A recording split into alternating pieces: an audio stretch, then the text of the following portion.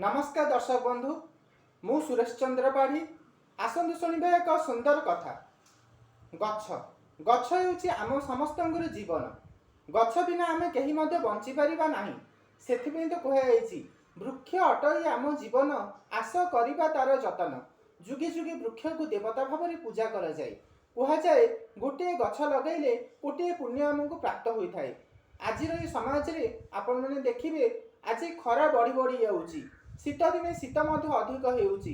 बन्या बात्यार प्रकोप धीरे धीरे बढ़िबारे लागिछि। तेणु हे मोर सुधी वृंद माने आसंतु आमे समस्ते गछ लगैबा। खोला जगार आमे खाउथिबा आंब पणसर मंजी को नहीं पकाइबा, जेमती परवर्ती समय से एक विशाल वृक्ष परिणत हेबो। गछ लगैले आमर परपीढ़ी उपकृत हेबे। तेणु गछ को आमे सुरक्षा देबा, गछर आमे जत्न नेबा। वृक्ष आम जीवन।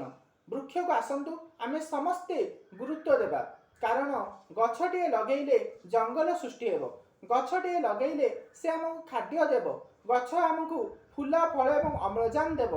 आमे समस्ते जानिछंती गछ बिना आमे केही मध्ये बंची पारिबा नाही। वृक्ष होउछि आम समस्तक जीवन। आसंतु वृक्ष को आमे भल पाइबा आ वृक्षर आमे जत्न करिबा। धन्यवाद। जय जगन्नाथ।